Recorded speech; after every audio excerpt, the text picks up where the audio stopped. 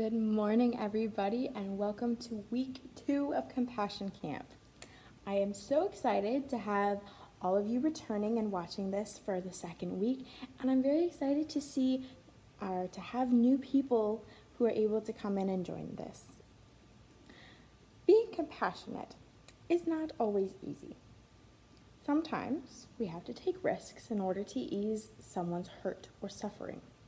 We can be brave to jump in, share, protect, and speak up for others. We're going to start off this morning with a little bit of an activity. So I'm going to read the beginning of a sentence, and I want you to think of different ways you could end it about somebody being brave. So, Mia has extra food in her pantry. She can be brave and... Taylor is a lifeguard. When someone is struggling in the water, Taylor can be brave and... Jaden sees a friend picking on a younger child. Jaden can be brave and... Sometimes when we do these things, whether it's donating food or say in the case of Jaden, who wants to speak up, hopefully, and ask the other kids to stop picking on the younger child, it can be kind of scary. And it's perfectly normal and it's okay to feel scared. But God gives us compassion, so we will feel brave enough to make choices that ease the hurt of others. And we can always ask a grown-up to help. We can be a team with them to help and show compassion. Sometimes our compassion helps us make those brave choices, such as choosing to help or choosing to ease the burden of others. And when we do, look out, because God's power can restore our communities, our friendships, and even ourselves. In a little bit, we're going to hear a story about some heavy lifting, a massive hole, and some neighbors who took a risk to help their friend.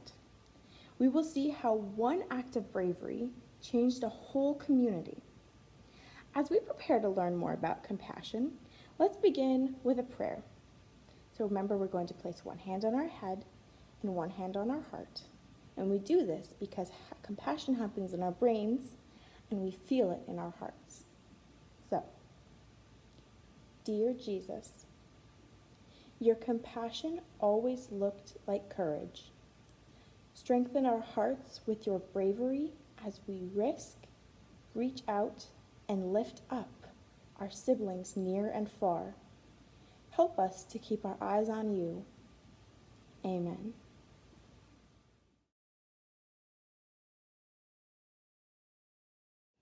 So, we are now going to have our Bible story. And this is from Mark chapter 2, verses 1 to 12. Friends bring their friend on a mat to Jesus. One day, Jesus visited somebody's home. Everyone heard he was there. They were so excited to see him because they heard that he healed and helped people be a part of their communities again. A friend who was paralyzed had his friend take him to see Jesus. When the group got there, it was so crowded. There was no way to get to Jesus through all these people. But they had an idea. They climbed up onto the roof of the house and made a hole in the roof above where Jesus was. And then they lowered their friend into the room. When Jesus saw their faith, he was encouraged. He told their friend, "I see you, and I love you. You are made whole for your community, and your sins are forgiven." Some temple leaders called scribes were watching Jesus. When they heard him say this to the friend who was paralyzed, they were angry. They thought to themselves, "Who does Jesus think he is? Only God can say these things."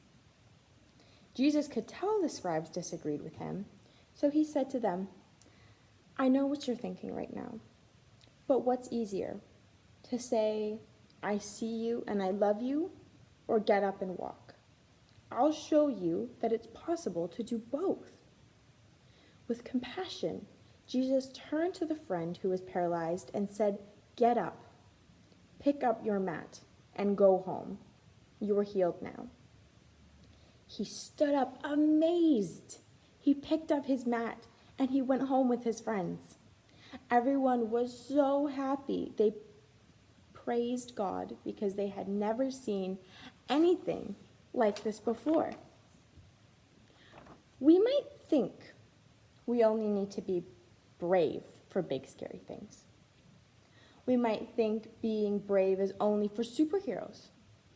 But whether it's for a friend or a stranger, a family member, a neighbor, or even for ourselves, compassion helps us to be brave. Sometimes being brave means being like the friends by showing up for somebody, helping carry their burdens, helping them get where they need to be, and standing with them. Sometimes being brave means being like the friend who was paralyzed by sharing your own story and asking for the help that you need. And sometimes being brave means being like Jesus by fully seeing and accepting a person for exactly who they are. So, now we're going to do a little bit of a discussion here about the story. I'm going to ask some questions, and we're also going to be coloring our coloring page that looks like this to the neighbor. So, I'm going to ask some questions, and whoever's with you will be able to have a discussion with you or maybe help you think of some answers to the questions. I just want you to think about what your answers are and what the answers are of the people who are with you, whether that's mom, dad, siblings, whomever. So, first off, I want to ask, what do you think it means to be brave? In your definition, what do you do, or what have you done that has been brave, do you think? And what does it feel like when you're brave? Is it exciting? Is it kind of scary? Does it depend on what it is that you're doing? Or are you always happy to help? Tell me what it is, or have a discussion about what it is that you feel and about the things that you do to show that you're brave. Now, in this story that we just heard about the friends who helped their paralyzed friend get to Jesus to be healed, who do you think in this story was brave? Did you think it was just the friends? Was it just the young paralyzed man? Was it Jesus? Was it all of them? Was it some of them? What do you think? And explain why you think that they are brave. What in the story told you that they were acting brave? Why do you think the friend who was paralyzed, what do you think the friend who was paralyzed felt when he was healed? Paralyzed meaning that you can't move your legs in this case. So he can't walk or anything like that. And all of a sudden, he's healed. How do you think it felt? Do you think he was scared?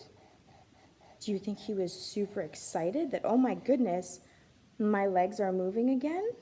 I can get up and I can walk and I can do all the things that my friends have been doing surrounding me this whole time? How do you think he felt when he was able to be in his community again? Hopefully, his community still included him in the activities. But back in that time, they didn't really have wheelchairs. And it wasn't as easy to help include. Do you think that he was probably very excited to be able to join in and run around like all the other kids? What kind of things do you think he did with his community now that he could walk again? Do you think he went out in the forest with on hikes with his friends? Or do you think he walked around his community and saw all the people who hadn't been able to visit him maybe? Can you imagine what the friends feel for their friend who was paralyzed, either before or after he was healed? Do you think they were maybe kind of sad that he couldn't get up and play with them? Do you think they were very excited that he could now?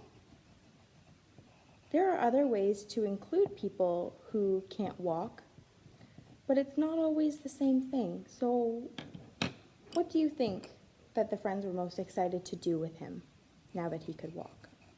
And what sort of activities do you think that he did with his friends that he may be able to do easier now that he could walk and run around like the rest of them? What do you imagine the crowd who saw this happen were feeling? Do you think that maybe they were a little upset because they had been waiting so long and yet these people were seen before them? Do you think that maybe some were amazed that Jesus had been able to take a paralyzed young man and help him to walk again? What do you think that they were all feeling? Some might even have been scared, wondering, who is this guy and how did he do that? There's no way that he should be able to walk again. And yet, Jesus made this miracle happen, and he was able to walk again. He was able to get up and pick up his mat and go home with all of his friends. What do you imagine the disciples were feeling? Do you think that they too were excited, or frightened of his power, or happy for the young man, or wondering, where does his power end? And where does his compassion end? That he would help somebody that he doesn't even know to walk again. He just met this young man, and yet he helped him without question. And even though the scribes in the temple were frustrated with Jesus, saying that it should only be God to do such things, he still does it anyways. And I'm sure that he would do it again. We are now going to do a bit of an activity/craft. In our gathering today, we talked about all the different ways that people can be brave. In our story today, we heard about some very brave young people who helped their friend in need. How might you be brave and compassionate in your community? I want you to either make up a story about your brave compassion, or maybe write down something that you have done that you believe to be brave and compassionate. And I want you to either write or draw the story in this little comic strip, or if you would rather if you have a book at home, maybe you do these kinds of things in. However you want to do it is up to you. But I just want you to write down your own story. I want you to imagine a story where your compassion makes you brave, just like the people in the Bible story. Now remember that our stories have a beginning, a middle, and an end, where something difficult happens, and then people find a way to overcome the difficulty. That is the most important part of making up a story. But I believe that all of you can come up with an amazing story, whether true or not, and come up with something truly amazing, because I believe you are all brave and you are all compassionate young people. And that is amazing. Those are amazing things to have. So now we're going to do some yoga. I want you to first sit on the floor, crisscross applesauce, and we're just going to start off by taking 3 deep breaths.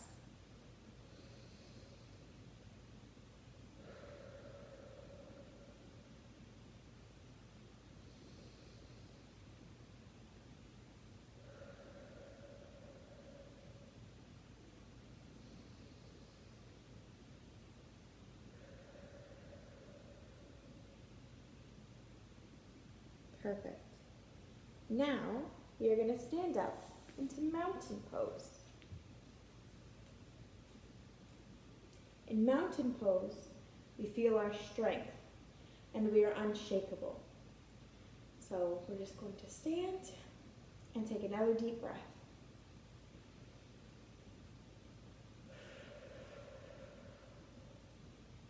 Now what I want you to do is we're going to bend from the waist, and I want you to reach down as far as you can, whether it's touching the ground or touching your shins like this. We prepare and focus our eyes forward. And I want you to take a deep breath.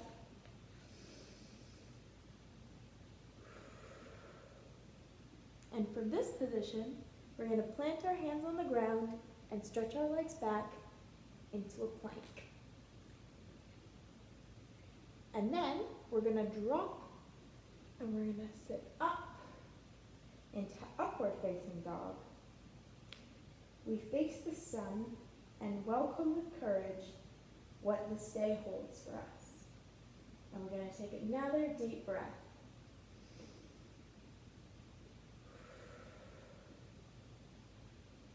We're now going to move our legs forward into downward facing dog. So kind of stretch back a little bit and try to get your heels to touch the ground.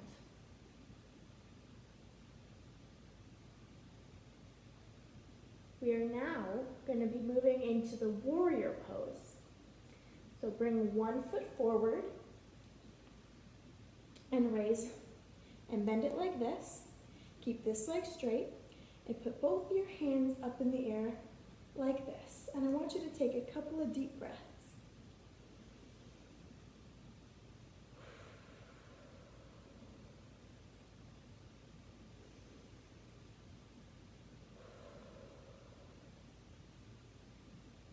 Now, I want us to go back into downward dog. So place your hands down where your leg is. Stretch your leg back. And take another deep breath.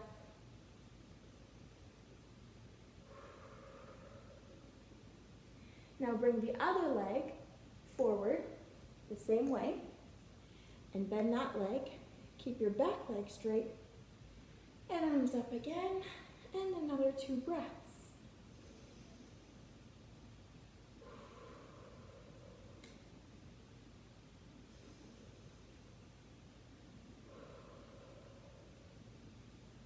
Then we're going to come back into our mountain pose. And we're going to reach our hands up and bring them together and down to our chest. And take another deep breath.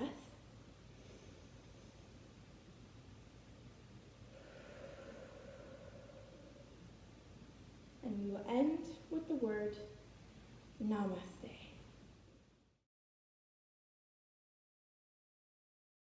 Now, it's time to put our compassion into action. Some of you will remember from last week, compassion being, I see your hurt, and I feel your hurt with you, and I want to help and ease your hurt. So, what I've got is a template of a card, and on the one side it says dear, and then there's kind of like a bit of a mosaic around the outside, and it's blank in the middle. And on the other side, it says thank you. So, whether you're writing a letter or a thank you, I want you to write to at least one person, whether it's a grocery store worker, a healthcare worker, an older adult possibly in your congregation, or a family member, or anybody else that you believe could use Some encouragement right now would be great. A lot of people right now are scared or lonely because they can't see their family members. And we can be brave with them. We can show them that we are with them and we're thinking of them. And we are still loving them even though we can't see them the way we used to. Some examples of what you might write are, I hope that you are not feeling too lonely. Remember that I am thinking of you and I hope you are doing well. I am praying for God to surround you with love. I wonder if you're anxious. Remember that there are people here for you. I am praying for God's peace for you. By helping and reaching out to those who cannot be reached by family members, or maybe they live alone now, you are showing compassion in that you care for them as a human being and as somebody a part of your community, which to some people could mean more than anything in the world at this time. Unfortunately, we've come to the last part of our Vacation Bible School for this week, and that is our closing. So, last time we learned how compassion begins with seeing and welcoming. Today, we learned compassion helps us be brave. Being brave sometimes means that we don't know what will happen when we show up. The friend who was paralyzed didn't know if his friends would help him. He didn't know if he would even get to see Jesus. The friends didn't know what would happen when they got to the house to see Jesus. Maybe they wouldn't get into the house. Maybe the religious leaders or even Jesus would see them and turn them away. Maybe the friend who was paralyzed wouldn't receive the miracle healing. I want you to think about how the friends were brave. How the friend who was paralyzed was brave. And if you think anyone else and how anyone else was brave in the story. Compassion helped each of them to be brave. The friend who was paralyzed had courage that helped him trust his friends and ask Jesus for help.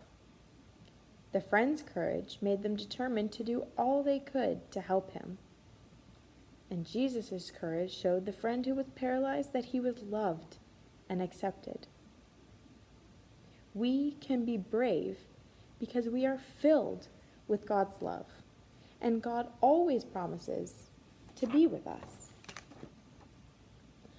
When we see people are sad, happy, lonely, scared, or hurt, we can feel it with them. That's our empathy. That's the first step. To act on our empathy, we follow Jesus' example of compassion. Sometimes it is helping someone to do something hard. Sometimes it's being honest about who we are and what we need.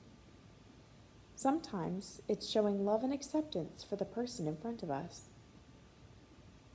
These things can be hard, and that's okay. We can trust God to give us the courage to be brave with our compassion. Now, let's close in the same way that we opened today, placing a hand on our head and a hand on our heart, because compassion happens in our brain, but we feel it in our heart. Dear Jesus, your compassion always looks like courage. Strengthen our hearts with your bravery as we risk, reach out, and lift up our siblings near and far. Help us to keep our eyes on you.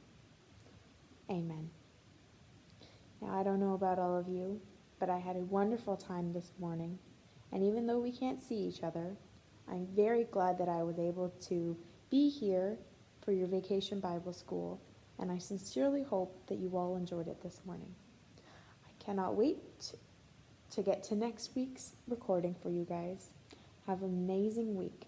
And remember that it's okay to be scared and to ask for help.